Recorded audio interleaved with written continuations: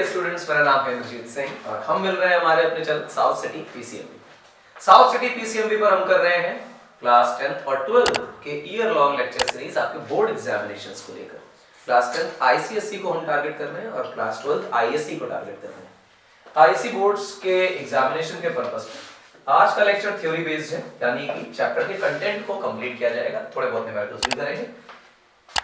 Current electricity एक बड़ा chapter है और वेटेज भी ठीक है, 8 नंबर का आता है पेपर में। और ये चैप्टर बहुत आसान है, इजी चैप्टर है। इस इजी चैप्टर में हम सब कुछ नहीं करने वाले, पूरा चैप्टर इन डिटेल नहीं पढ़ने वाले।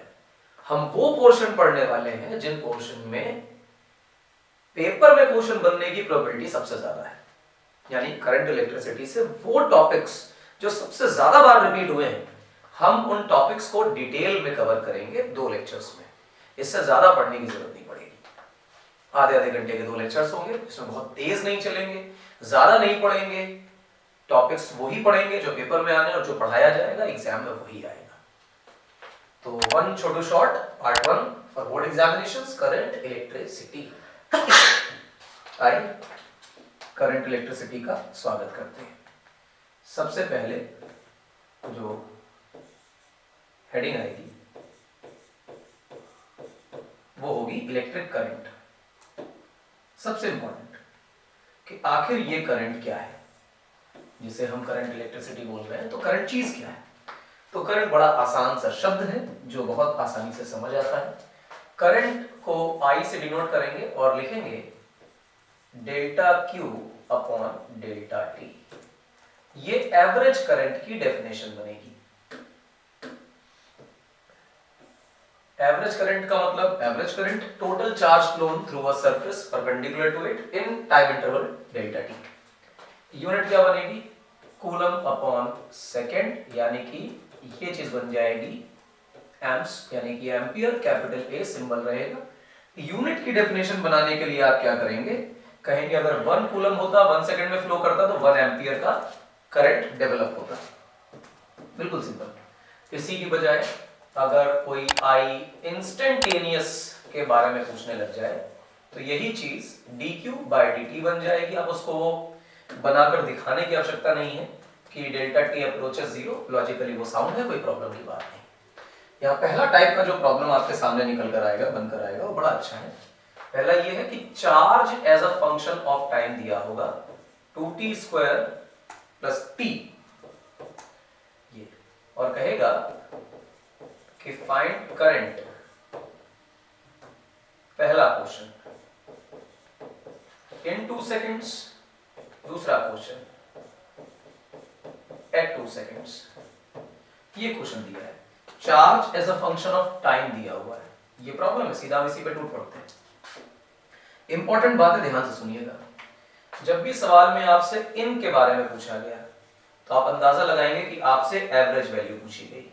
जब आपसे क्वेश्चन में एट पूछा गया तो आप अंदाजा लगाएंगे कि आपसे इंस्टेंटेनियस वैल्यू पूछी गई। ये आपको ध्यान में रखना है।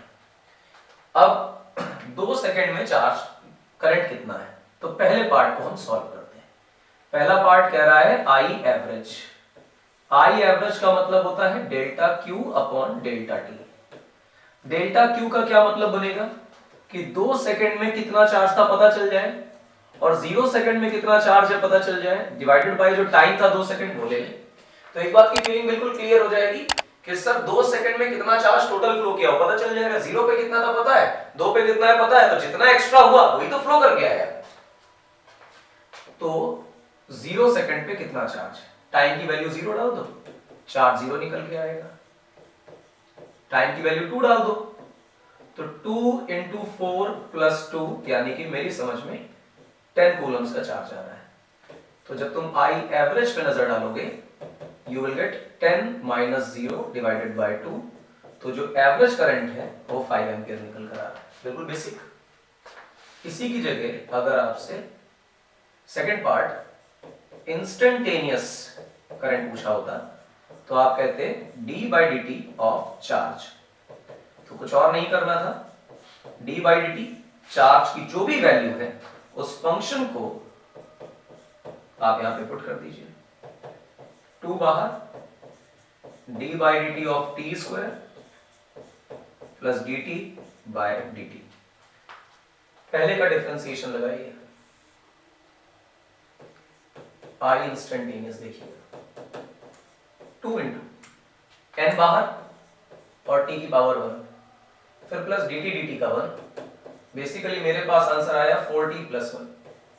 अब इंस्टेंटेनियस वैल्यू कितने सेकंड पे चाहिए आपको? 2 सेकंड पे, तो टाइम जहां भी आ रहा है वहां 2 डाल दीजिए, तो मेरे हिसाब से आंसर आ रहा है 9 एम्पीयर। तो 2 सेकंड पे एग्जैक्ट करंट की जो वैल्यू है वो 9 एम्पीयर बनती है। तो ये सवाल है, यानी कि एवरेज जब निकालना होगा तो बड़ा इंपॉर्टेंट है आपको जानना कि आपको t टाइम पे और 0 टाइम पे चार्ज चाहिए और टाइम से डिवाइड लगाना है। और इंस्टेंटेनियस जब आपको जानना हो तो आप dq by dt करेंगे और जो वैल्यू आएगी उसमें टाइम की वैल्यू डालकर एग्जैक्ट किस इंस्टेंट पे करंट चाहिए वो निकल आएगा। इसी का दूसरा वर्जन लगाते हैं। दूसरा वर्जन क्या है इसका? वो कह रहा है कि करंट निकालो। करंट का फंक्शन दिया है 2t प्लस 1, ये गिवन वैल्यू, और यहां से वो तुमसे कह रहा है फाइंड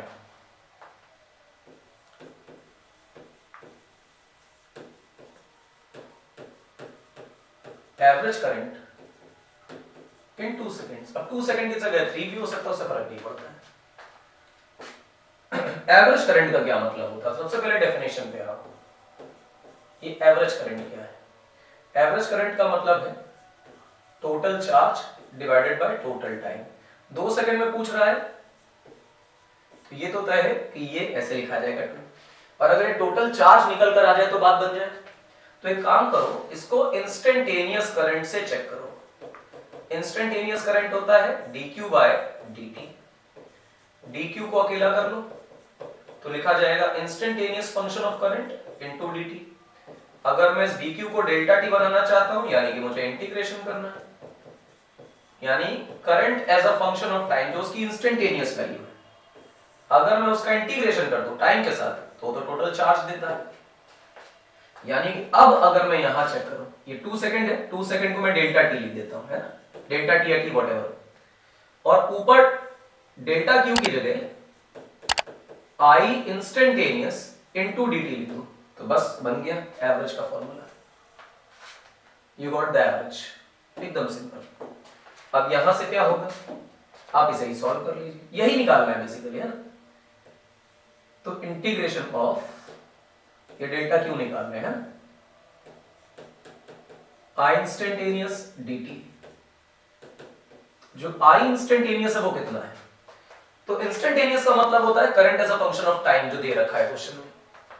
तो आप इस जगह लिख रहे होंगे 2t प्लस 1 और बाहर आएगा dt, integration 2t dt plus integration of dt 0 to t। अब साहब 0 टू t अच्छा लगता है, पर क्योंकि क्वेश्चन में हमें कहा है 2 सेकंड तक बात हो रही है तो 0 से 2 कर लो, t की पावर 1 है, इंटीग्रल करोगे t स्क्वायर बाई 2 आएगा, 2 को बाहर लिख लेते हैं, 0 से 2, dt का इंटीग्रल करोगे t आएगा 0 से 2, ये कट गया, 2 का स्क्वायर माइनस 0 का square plus 2 minus 0, upper limit minus lower limit, 4 plus 2 that is 6 Coulomb's, ये डेल्टा क्यू। अब अगर आई एवरेज चाहिए होगा तो एवरेज करंट का मतलब होगा delta Q divided by delta T, यानी कि 6 डिवाइडेड बाय 2 यानी कि 3 एम्प्स। तो इंस्टेंटेनियस वैल्यू देके अगर आपसे वो एवरेज वैल्यू पूछे तो इस तरह से आंसर निकालना है। एक ही प्रोटोटाइप काफी है अगर आपको ये फॉर्मूला याद है तो। इंपॉर्टेंट बात है इस बात को पिक करना कि हमें याद क्या करना है, ये याद करना है, यहां से बात बन जाएगी। इसके अलावा कंडक्टर्स क्या है वो भी समझना जरूरी है, क्योंकि कंडक्टर्स में ही करंट आता है। कंडक्टर्स वो जो अपने थ्रू करंट को पास होने दें, यानी चार्ज को फ्लो होने दें, यानी उनके पास फ्री चार्ज कैरियर्स होने चाहिए। बहुत टाइप के कंडक्टर्स हैं, मैं उनमें से कुछ टाइप आपके सामने लिख देता हूं। पहला टाइप जो हमारे चैप्टर के लिए बेसिक है, मेटालिक कंडक्टर। दूसरा टाइप जो हम केमिस्ट्री में पढ़ते हैं इलेक्ट्रोलिटिक कंडक्टर, और तीसरा जो टाइप है वो है आयोनिक गैसेस।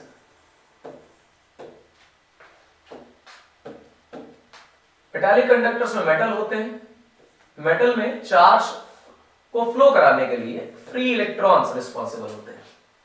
कारण क्या है? मेटल्स के पास इलेक्ट्रॉन्स फ्री हैं, एटम्स अपनी जगह रिजिड रहते हैं।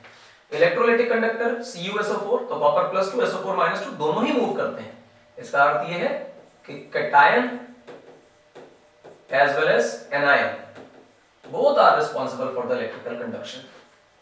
आयनिक गैसेस तो आपने गैस को आयनाइज करा दिया, Cl- बना दिया, सोडियम की वेपर बनाई, Na+ बना दिया, तो या तो कैटायन होगा और या तो एनायन होगा, और दोनों ही रिस्पॉन्सिबल होंगे। हमारा जो चैप्टर है वो मेटालिक कंडक्शन के पीछे चलता है। ठीक, करंट अगर फ्लो करना है तो चार्जेस को एक डेफिनेट डायरेक्शन में घूमना पड़ता है। उसके लिए क्या थ्योरी डिफाइन की गई है समझते हैं। लेट्स से कि पॉजिटिव चार्ज है, ये हमेशा रैंडम मोशन करता रहता है, पर हो क्या रहा है वो भी आप देखें।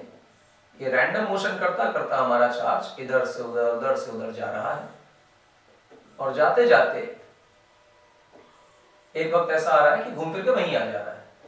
तो हम लोग करंट की भाषा में बोलते हैं ड्रिफ्ट, और कॉमन लैंग्वेज में समझो तो नेट डिस्प्लेसमेंट 0 आता है, जिसकी वजह से करंट भी 0 आता है। इस वजह से किसी भी कंडक्टर को हाथ लगाने पर हमें करंट नहीं लगता, पर यही चार्ज होता है। और हमने किसी एक पर्टिकुलर डायरेक्शन में कोई एक्सटर्नल इलेक्ट्रिक फील्ड लगा रखी होती, तो यही चार्ज कैरियर हमारा वैसा ही रैंडम मोशन करता। मगर क्या हो रहा है, बड़े ध्यान से देखिएगा कि हमारा चार्ज कैरियर पहले के मुकाबले में अपने ही जगह पर वापस नहीं आ पाया, और जब वो अपनी ही जगह पर वापस नहीं आ पाया तो ये ब्लैक ब्लैक आप देख पा रहे हैं कि उसका नेट डिस्प्लेसमेंट हो गया, नेट डिस्प्लेसमेंट हो गया। तो यहां पर हम कहेंगे कि नेट डिस्प्लेसमेंट ड्रिफ्ट कितना है, तो हम कहेंगे नॉन जीरो। कितना भी है पता नहीं, लेकिन है तो सही। तो यहां भी करंट कितना आएगा पता नहीं, पर जीरो नहीं होगा। यानी कि अगर एक सर्टेन डायरेक्शन में चार्ज मूव कर रहा है, ड्रिफ्ट आ रहा है तो करंट आ रहा है, और ड्रिफ्ट नहीं आ रहा तो करंट नहीं आ रहा। यानी रैंडम मोशन ऑफ चार्जेस का करंट से कोई लेन देन नहीं है। समझे मेरी बात? तो हम लिख लेंगे random motion does not contribute to current.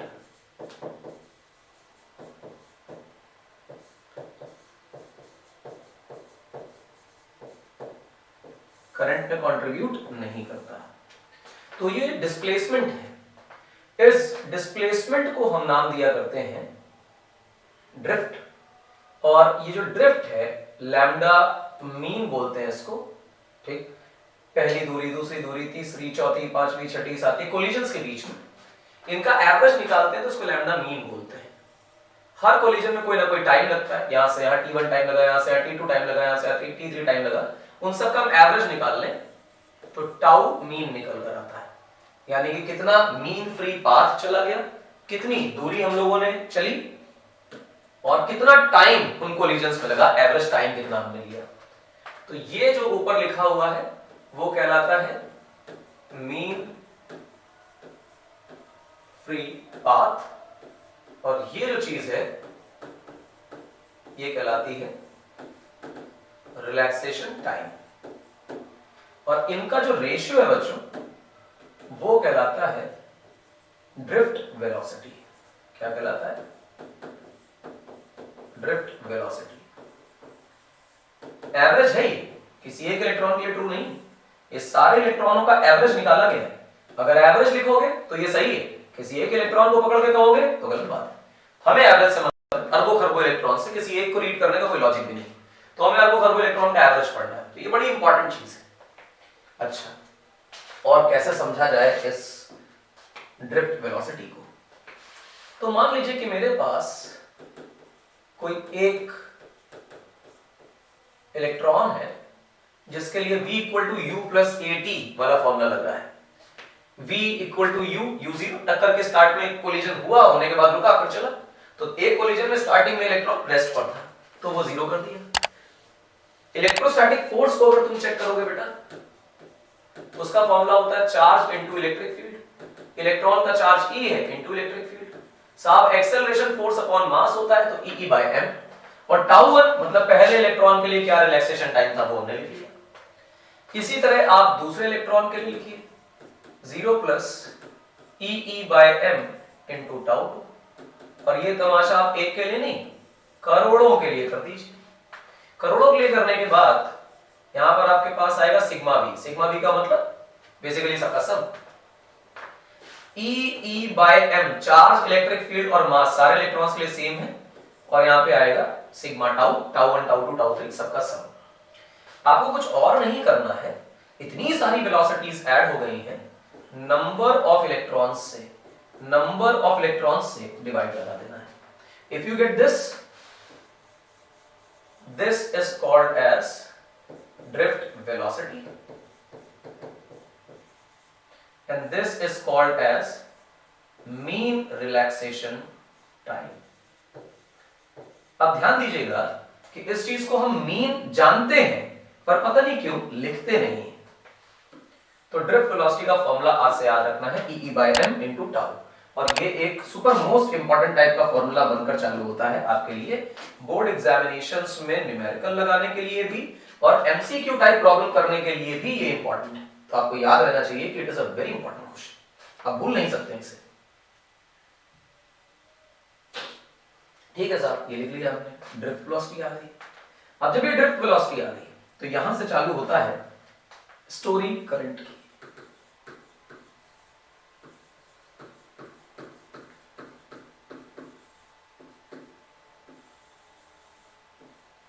Story current की कहां से चालू होती है कहानी, सुनो। करंट की स्टोरी कुछ ऐसी है कि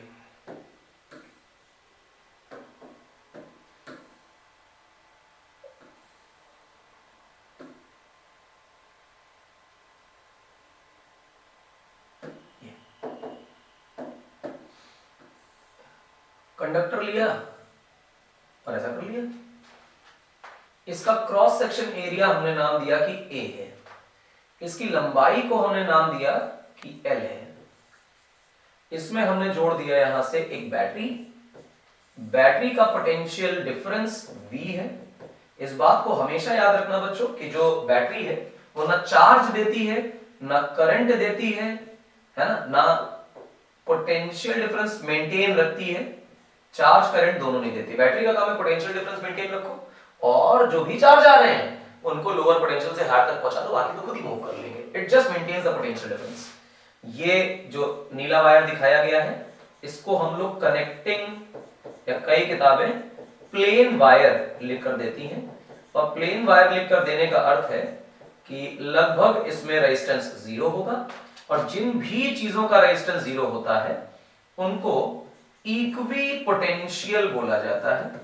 इक्वी पोटेंशियल होने का अर्थ है कि यहां पर पोटेंशियल का कोई ड्रॉप नहीं आएगा। तो अगर यहां पर पोटेंशियल जीरो और यहां पर पोटेंशियल V है तो हायर से लोअर में डिफरेंस V का बना ना, तो जहां जहां जीरो है वहां वहां जीरो, जहां जहां V है वहां वहां V।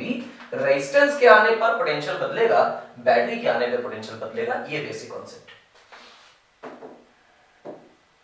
तो मान लीजिए कि आपके पास एक क्रॉस सेक्शन, इस क्रॉस सेक्शन पे राम, श्याम, सीता, गीता ये लोग हैं।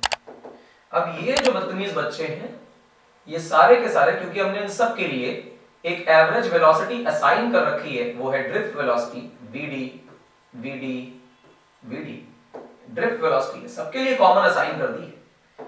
ये इसी से चल रहे हैं और ये कहीं आगे तक जाते हैं। जब आगे तक जाते हैं तो लॉजिकली वीडी वेलोसिटी से dt टाइम तक स्पीड इनटू टाइम बराबर डिस्टेंस, ये डिस्टेंस तय कर लेंगे बहुत छोटे से टाइम में। यहां पर एक चीज हम डिफाइन करेंगे, number of electrons divided by volume equal to small n, यानी कि पर यूनिट वॉल्यूम कितने इलेक्ट्रॉन्स फ्री हैं ये पता चल गया इससे। और ये पता करना बड़ा इंपॉर्टेंट है ना। पूछा जाए कि क्या इस दिशा में इलेक्ट्रिक फील्ड लगी हुई है, तो हम कहेंगे हाँ इलेक्ट्रिक फील्ड लगी है। इलेक्ट्रिक फील्ड का फॉर्मूला होता है पोटेंशियल डिफरेंस अपॉन डिस्टेंस। ये टोटल कंडक्टर L लंबाई का है, इधर 0 उधर V है, तो V से 0 आने में डिफरेंस कितने का आया, V का। कितनी लंबाई में डिफरेंस आया, L, तो V/L एक्सटर्नल इलेक्ट्रिक फील्ड। ठीक है, अच्छी बात है।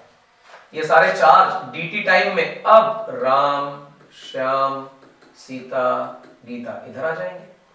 तो तुमसे अगर कोई ये पूछने लग जाए कि कितने चार्ज कैरियर्स यानी कितने इलेक्ट्रॉन्स इस क्रॉस सेक्शन 1 से इस क्रॉस सेक्शन 2 में चलकर आ गए, तो बेसिक ध्यान रखना कि इस क्रॉस सेक्शन पे आज हम खड़े हैं और चलते चलते आगे वाले क्रॉस सेक्शन पे आ गए, तो पीछे वालों को किसने क्रॉस किया, जो आज भी इसके पीछे उन्होंने क्रॉस नहीं किया, और सबसे आगे हम खड़े हैं, यानी कि इसको क्रॉस कर चुके सारे लोग, वो सारे लोग जो हमसे पीछे हैं, यानी इस कॉमन रीजन में जो चार्ज कैरियर्स हैं वो ही इसे क्रॉस करके आगे आए हैं। ये इंपॉर्टेंट है, ध्यान रखना। तो हम कहेंगे number of charge carriers crossed surface 1 equal to, भैया n एक वॉल्यूम में होता था, वॉल्यूम तो मल्टीप्लाई करोगे निकलेगा कि नहीं निकलेगा, तो हमने स्मॉल n डिफाइन किया, फिक्स होता है सबके लिए। जैसे कॉपर के लिए 10 टू पावर 22 है, सिलिकॉन के लिए 10 टू पावर 22 है, पीछे नंबर भी लगे होते हैं, तो सबके लिए फिक्स रहता है। पैकिंग फ्रैक्शन सबका सेम रहता है, मतलब कॉपर है तो कॉपर का फिक्स है, आयरन का अलग है तो आयरन का लेकिन फिक्स है, तो फिक्स रहता है, वो सबको पता होता है। मल्टीप्लाई करा दो वॉल्यूम से, इस पीले वाले रीजन का जो एरिया है वो a है और जो लंबाई है वो vd dt, ये हो गया साहब। अगर नंबर ऑफ इलेक्ट्रॉन्स के बारे में जानकारी है तो चार्ज के बारे में भी जानकारी है, तो हम कहेंगे charge crossed surface area 1 equal to, तो लिखेंगे dq equal to n times e, n का मतलब नंबर ऑफ इलेक्ट्रॉन्स जो क्रॉस करके आए, n का मतलब n a vd dt times e, dt को नीचे भेज दो, तो क्या लिखा हुआ है dq by dt equal to n e a vd। dq by dt क्या होता है सर, करंट होता है, करंट का फॉर्मूला क्या बना n e a vd। बड़ा खतरनाक सा सीन है साहब इसका, आपको अच्छा फील आएगा कि n e a vd and this is one of the most important formulas. आपको भी पता है कि इंपॉर्टेंट है, इसके सवाल आते हैं, इस फॉर्मूले पे बहुत सारा कमेंट करने के लिए आता है। अब n e a vd पर आगे चलते हैं, क्या यहीं से इस चैप्टर को आगे खोलते हैं। तो I equal to n e a vd, और सर vd क्या है, vd है e e by m into tau. रख दो भैया, I की जगह क्या है n e a और vd की जगह e e by m into tau, n e square, ठीक है ना, टाउ अपॉन m, उसके बाद आता है एरिया और फिर आती है इलेक्ट्रिक फील्ड। अब इलेक्ट्रिक फील्ड की बातें कर लो तो पोटेंशियल डिफरेंस अपॉन लेंथ के बराबर होती थी, इस करंट वाले फॉर्मूले में पुट कर दो, तो फॉर्मूला क्या बनेगा n e square tau upon m, area को एरिया रहने दो, इलेक्ट्रिक फील्ड की जगह लिख लो v अपॉन l। तो साहब सब कुछ क्रॉस मल्टीप्लाई कर दो, v को अकेला लिख लो, v इक्वल टू m ऊपर गया डिवाइडेड बाय, ये पूरा नीचे जाएगा, n e स्क्वायर टाउ नीचे आ गया, l ऊपर गया और a नीचे आया और इसके नीचे i आ गया, ठीक। तो v upon i equal to something. सोच, ये जो फॉर्मूला बन रहा है ना, इसमें length of the conductor, area of the conductor fix है, mass of electron, number density fix है, चार्ज ऑफ इलेक्ट्रॉन फिक्स है, जो बदल सकता है वो टाउ है, relaxation time. Relaxation time depend करता है टेंपरेचर पे, कि आपने अगर टेंपरेचर ज्यादा रखा तो जो इलेक्ट्रॉन्स है वो रैंडम मोशन करेंगे और ज्यादा कोलिजन फ्रीक्वेंसी होगी, टाइम पीरियड कम हो जाएगा। तो यहां पर अगर कह दिया जाए if temperature is constant for the conductor, तो tau becomes a constant again. तो अगर ये कांस्टेंट तो सारा ही कांस्टेंट हो गया, तो ऊपर वाली इक्वेशन से एक बात निकल कर आती है कि v upon i becomes a constant. And V by I becomes a constant, ये तो ओम्स लॉ है। तो यहीं से चर्चा चालू हो जाएगी किसकी बेटा, ओम्स लॉ की। Ohm's law V equal to I upon is V upon I equal to constant, ठीक है। तो ये बेसिकली रेजिस्टेंस होता है, तो V upon I equal to R, R is nothing but resistance, और इस रेजिस्टेंस को अगर तुम खोलकर देखोगे तो लिखा हुआ है m upon n e square tau l by a, और इसी को कह दिया जाता है रो l बाई a। यहाँ पे रो का मतलब है m upon n e square tau, और इसका एक स्पेशल नाम है जिसको बोलते हैं रेजिस्टिविटी। रेजिस्टिविटी का एक दूसरा नाम है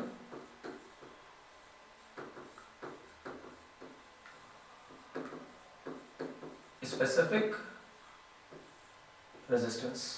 क्या नाम है भैया इसका, स्पेसिफिक रेजिस्टेंस। इंपॉर्टेंट, तो आप स्पेसिफिक रेजिस्टेंस को भी देख लीजिए, रेजिस्टेंस को भी देख लीजिए।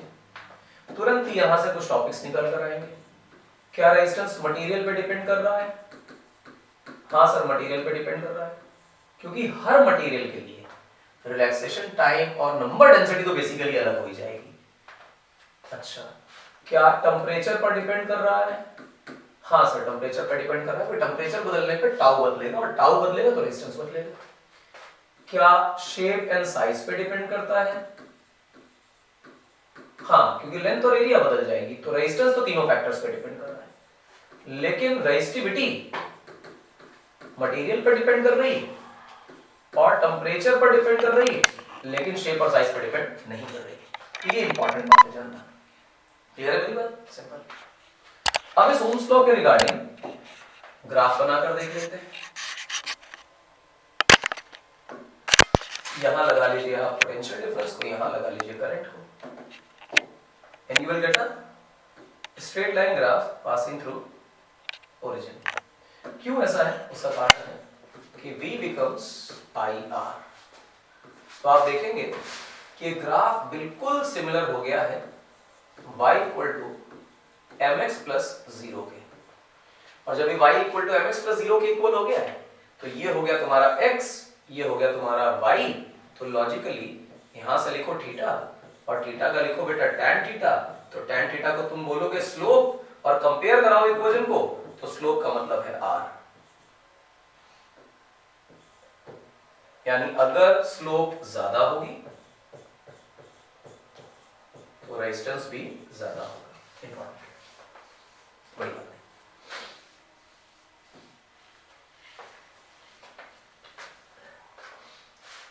तो V इक्वल टू IR हो गया, खेल खत्म, पैसा नहीं। अब यहां से दो तीन बातें आएंगी। एक आएगा KCL, किरचॉफ्स करंट लॉ। क्या आएगा बेटा? Kirchhoff's current law. Kirchhoff's current law क्या कहता है वो समझो। एक वायर है, दो वायर है, तीन वायर है, चार वायर है, पांच वायर है, जहां पर बहुत सारे वायर्स आपस में कनेक्ट हो रहे होते हैं। इस तरह के वायर को हम लोग, इस पॉइंट को जहां ये सब जुड़ रहे हैं, इस पॉइंट को नाम देते हैं जंक्शन। क्या नाम देते हैं? जंक्शन। तो सर्किट में जंक्शन का मतलब है जहां बहुत सारे वायर आपस में जुड़ रहे हैं। आप देखेंगे यहां से कुछ करंट आ रहा होगा, यहां से कुछ करंट आ रहा होगा, यहां से कुछ करंट आ रहा होगा, पर कुछ करंट जा भी रहे होंगे। इसको I1 नाम दे दें, इसको I2 नाम दे दें, इसको I3 नाम दे दें, इसको I4 नाम दे दें, इसको I5 नाम दे दें। तो एक बात पता चलेगी कि पोटेंशियल डिफरेंस अप्लाइड है, चार्ज रुक नहीं सकता। तो चार्ज जितना आ रहा है जंक्शन की तरफ, जंक्शन से उतना ही दूर जाना चाहिए, रुकना अलाउड नहीं। तो मान लो इन तीनों I1, I2, I3 से चार्ज आया 10 कूलम और गया 6 कूलम, तो 4 कूलम या तो डिस्ट्रॉय हो गया और या तो रुक गया। रुकना अलाउड नहीं क्योंकि पोटेंशियल डिफरेंस लगा है, तो खत्म हो गया। खत्म तो चार्ज होता नहीं, चार्ज कंजर्वेशन तो इलेक्ट्रॉन में पड़ गया है। तो इसका मतलब ये है कि जितना करंट आ रहा है उतना करंट जाना चाहिए, यानी कि I1, I2 और I3 का जो सम है ये I4 प्लस I5 के बराबर होना चाहिए। जब ये इसके बराबर हो जाएगा तो आप इसको I1 I2 से इंडिपेंडेंट करना चाहेंगे। ये सिग्मा I है। कौन सा सिग्मा I है? ये वो सिग्मा I है जो जंक्शन की ओर आ रहा है, टुवर्ड्स जंक्शन। और इधर इसको अगर तुम लिखना चाहो तो ये वो वाला सिग्मा I है जो अवे फ्रॉम जंक्शन जा रहा है।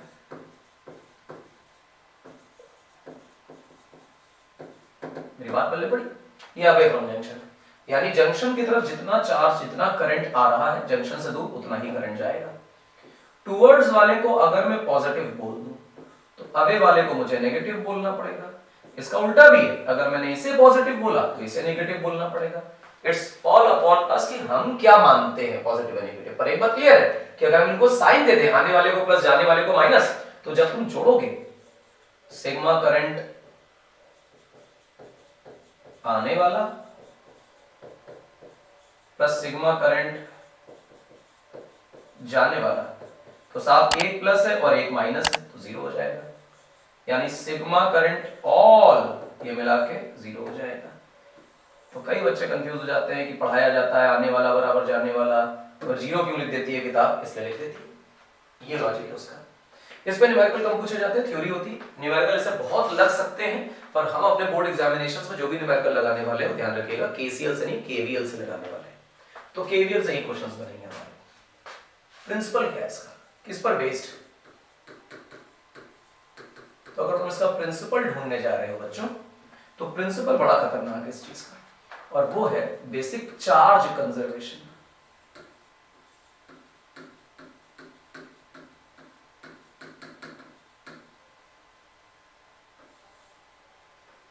क्या चीज? Charge conservation.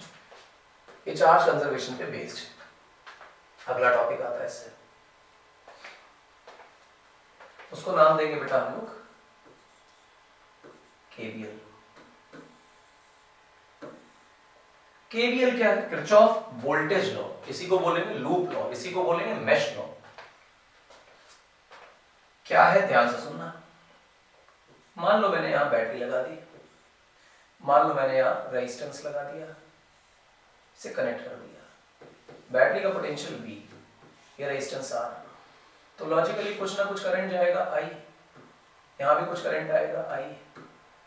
तो बैटरी का फिक्स रखना है प्लस माइनस, छोटा वाला माइनस, बड़ा वाला प्लस, फिक्स है, इसमें करंट का कोई रोल नहीं। रेजिस्टेंस में जहां से करंट आ रहा है वो प्लस, जहां जा रहा है वो माइनस। यहां से एंटर किया वो प्लस, जहां से निकला वो माइनस। अब इस लूप में हम क्लॉकवाइज घूम जाएं और घूमने पर जितने पोटेंशियल ड्रॉप्स आ रहे हैं उन्हें ऐड कर दें। पोटेंशियल ड्रॉप दो जगह आएंगे, एक रेजिस्टेंस में और एक बैटरी में। अगर हम यहां से सुनिएगा फ्रॉम प्लस टू माइनस चले हैं, तो जो साइन हमें यूज करना पड़ेगा वो नेगेटिव होगा, क्योंकि हम यहां पर बेसिकली लैंड कर रहे हैं। और इसकी जगह साइन अगर देखें माइनस से प्लस चले हैं, तो जो साइन हमें यूज करना पड़ेगा वो प्लस यूज करना पड़ेगा, क्योंकि यही हम पॉजिटिव पर लैंड कर रहे हैं। ठीक है, समझे मेरी बात? लूप में क्लॉकवाइज घूम जाना है, आपको दूसरी कोई चीज पकड़नी नहीं है। चाहे एंटी क्लॉकवाइज घूमो चाहे क्लॉकवाइज, एक तरह से लिखो। बैटरी का जो पोटेंशियल है या पोटेंशियल डिफरेंस है वो V है और फिक्स्ड है। करंट कितना आ रहा है, रेजिस्टेंस कितना है, बैटरी का इससे कोई लेन देन नहीं। बैटरी में जितना पोटेंशियल लिखा है वही इसका ड्रॉप है। दूसरी जगह जहां रेजिस्टेंस आता है वहां भी ड्रॉप आएगा, तो रेजिस्टेंस का जो ड्रॉप होगा उसकी वैल्यू IR के बराबर होगी। प्लस माइनस ऊपर से देखेंगे, लेकिन जो पोटेंशियल का ड्रॉप होगा वो IR देखेंगे। IR का क्या मतलब है? जो रेजिस्टेंस हम चूज कर रहे हैं उसमें कितना करंट है ये देखना है। चेक करते हैं साहब, लगाते हैं, अप्लाई करते हैं। यहां से चलना शुरू करो, हम लेफ्ट में गए, माइनस से कहां पहुंचे? प्लस में। फ्रॉम माइनस टू प्लस, यानी कैसा सिंबल लेना है? प्लस। कितना पोटेंशियल ड्रॉप है? V, हमने लिखा V। चलो आगे पहुंचे, अभी तो वायर है, एक भी पोटेंशियल है। अब प्लस से कहां जंप मारे? माइनस, तो जंप किए माइनस, तो साइन कैसा? माइनस। क्या है तुम्हारे पास? रेजिस्टेंस, तो ड्रॉप कितना लिखोगे? IR।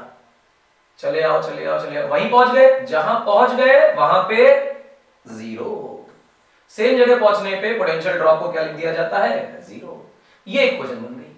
तो ये कहता है कि अगर कोई क्लोज लूप होगा, लूप बोल देंगे, मेश बोल देंगे, तो सिग्मा वी का मतलब बैटरीज का पोटेंशियल डिफरेंस, और सिग्मा आई आर यानी रेजिस्टेंसेस का पोटेंशियल डिफरेंस, जो भी पीडी आ रहे हैं उन सबको जोड़ दोगे और लूप अगर क्लोज हो गया, अपनी ही जगह वापस आ गए, तो टोटल सम 0 आएगा। ये एक्सटेंडेड वर्जन है ओम्स लॉ का, और नहीं यकीन है तो बस इसी को सॉल्व कर लो। v इक्वल टू क्या आ रहा है, आई आर। आप ओम्स लॉ पे पहुंच सकते हैं इससे। तो इसके सवाल लगाने के लिए वो टेक्निक जरूर अपनाइए जो यहां लिखी हुई है। प्लस से माइनस जाएंगे तो जहां लैंड किए वैसा साइन लेना है, माइनस से प्लस जाएंगे तो प्लस पे लैंड किए प्लस साइन लेना है। बैटरी का पोटेंशियल फिक्स है वो v है, रेजिस्टेंस का पोटेंशियल फिक्स है वो आई आर है, जो रेजिस्टेंस आप ले रहे हैं वो r, और उसी रेजिस्टेंस में जो करंट जा रहा है वो i, और क्लोज लूप में जब दोबारा वहीं पहुंचेंगे तो पोटेंशियल कितना लिख देंगे, 0। खेल खत्म। ये इक्वेशंस बनानी। अब एक लूप के बजाय 2 और 3 लूप हो जाए तो 2 और 3 इक्वेशंस बना लीजिए। जब वो 2-3 इक्वेशन बन जाएंगी उनको साइमल्टेनियस सॉल्व कर लीजिए। 8th क्लास का साइमल्टेनियस सॉल्यूशन आ रहा है लीनियर वेरिएबल्स में, हो ही जाएगा। फिलहाल एक क्वेश्चन करा देते हैं इस पे, तो आपको ऐसा लगेगा कि हाँ कुछ किया, और फिर आने वाले वक्त में हम इसी को और आगे बढ़ा रहे होंगे। ये 4 ओम है, ये 2 ओम है, ये 1 ओम है, ये 10 वोल्ट है, ये 2 वोल्ट है। बैटरी से जितना करंट निकलता है बैटरी में उतना ही करंट जाता है, चार्ज कंजर्वेशन। सोच, इस बैटरी से बेटा I1 करंट निकला और बैटरी में वापस I1 करंट आया तो कोई प्रॉब्लम नहीं, पर सोच ये I1 करंट ना आके I1 से कम आ रहा है, तो इसका मतलब ज्यादा चार्ज निकल रहा है और कम चार्ज एंटर कर रहा है। इसका मतलब चार्ज का लॉस हो रहा है बैटरी में। बैटरी का काम है एनर्जी देना, पोटेंशियल डिफरेंस देना, ना वो चार्ज देती है ना वो करंट देती है। तो इसका मतलब जितना चार्ज, जितना करंट एक बैटरी से निकलेगा उतना ही करंट उसमें एंटर करेगा। लेट्स से कि यहां से I2 करंट जाता है, तो यहां से भी अंदर कितना आ रहा होगा, I2। अब साहब जो I2 ऊपर जा रहा है वो I2 इधर भी जा रहा होगा, जो I1 इधर आ रहा है वो I1 इधर भी आ रहा होगा। इस जंक्शन पे I1 और I2 की टक्कर हो जाएगी। क्रॉस नहीं करते हैं, हमेशा जंक्शन पे आने वाला करंट बराबर जाने वाला करंट, यानी जो नीचे करंट जा रहा है वो इन दोनों का सम होगा, I1 प्लस I2। I1 इधर हो जाएगा, I2 उधर हो जाएगा, फिल्टर लग जाएगा। अब प्लस माइनस मार्क करते हैं। बैटरी का फिक्स है, छोटा वाला माइनस बड़ा वाला प्लस। रेजिस्टेंस में जहां से करंट घुसा वो प्लस, जहां से निकला माइनस, जहां से करंट घुसा वो प्लस, जहां से निकला माइनस, जहां से करंट एंटर किया प्लस, जहां से निकला माइनस। तो भैया रंग पोत दीजिए पूरे सवाल को अलग अलग कलर से। आपके प्लस माइनस मार्क होने के बाद ये सवाल बिल्कुल बचकाना सा है। क्लॉकवाइज यहां भी घूमिए लूप 1, क्लॉकवाइज यहां भी घूमिए लूप 2। हम यहां से चलना शुरू करते हैं। देख, माइनस से कहां पहुंचे बेटा, हम माइनस से पहुंचे प्लस, तो लगाएंगे प्लस। किसके लिए लिख रहे हैं बेटा, लूप 1 के लिए। प्लस कौन सा, 10 वोल्ट। आगे चल आगे चल, प्लस से कहां पहुंचे, माइनस, तो लगाया माइनस। 4 ओम का रेजिस्टेंस है, इसमें करंट कितना है, I2, 4I2। आ गया नीचे आया लूप कंप्लीट करने के लिए, प्लस से माइनस, तो क्या लगाया, माइनस। कितना रेजिस्टेंस है, 1। कितना करंट है इस 1 में, I1 प्लस I2 बराबर 0, क्योंकि चल के वहीं पहुंचे, खेल खत्म। इसमें क्लॉकवाइज घूम ले। चल यहां से चलते हैं, ऊपर चले, माइनस से प्लस, तो लिख लेते हैं लूप 2 के लिए इक्वेशन। तो हमने लिखा प्लस, माइनस से प्लस जा रहे हैं। रेजिस्टेंस कितना, 1, और उसमें करंट कितना है, I1 प्लस I2।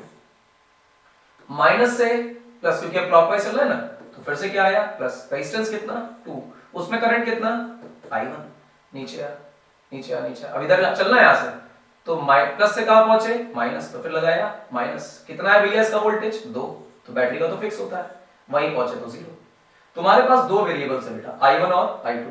तुम्हारे पास 2 इक्वेशंस है बेटा, लूप 1 की और लूप 2 की। तो मेरी समझ में लूप 1 और लूप 2 की इक्वेशंस अगर सॉल्व नहीं होती हैं फिर आपसे नहीं हो पाएंगी। अगर आपको एलिमिनेट करना नहीं आता है तो आपको चाहिए कि आप सब्स्टिट्यूट करें। सब्स्टिट्यूशन अगर यूज करोगे तो मेरी समझ में बेटा आपको प्रॉब्लम कम से कम होगी, और क्वेश्चन सही ही आएगा। यानी पहली वाली इक्वेशन से I1 निकालो और उसे दूसरी वाली इक्वेशन में डालो तो सारा का सारा आंसर I2 में आ जाएगा। एक बार I2 पता चल गया, वापस उसी में I2 डाल दो, I1 आ जाएगा। ये KVL तक की कहानी है। अगला एजेंडा क्या होगा हमारा? KVL के न्यूमेरिकल्स। इसमें थोड़ा बच्चा कंफर्टेबल नहीं रहता, तो कैसे सही साइन के साथ इक्वेशंस बनेंगी लूप की, उसके लिए बहुत सारे क्वेश्चंस की प्रैक्टिस करनी है। केवीएल के न्यूमेरिकल्स यहां प्रॉब्लम रहती है। सीरीज पैरेलल हमारा काम नहीं है। ईएमएफ ये अपने को पढ़ना है और ईएमएफ से जुड़े हुए इलेक्ट्रोमोटिव फोर्स से जुड़े हुए भाई साहब न्यूमेरिकल्स करने हैं, ये भी इंपॉर्टेंट बात है। फिर एक चीज पढ़नी है जिसको बोलते हैं WSB व्हीटस्टोन ब्रिज, और व्हीटस्टोन ब्रिज की एक बढ़िया एप्लीकेशन है और वो है मीटर ब्रिज। बहुत छोटा सा कॉन्सेप्ट है और इसके बाद एक एडिशनल कॉन्सेप्ट हम लोग कर रहे होंगे और वो होगा पोटेंशियोमीटर।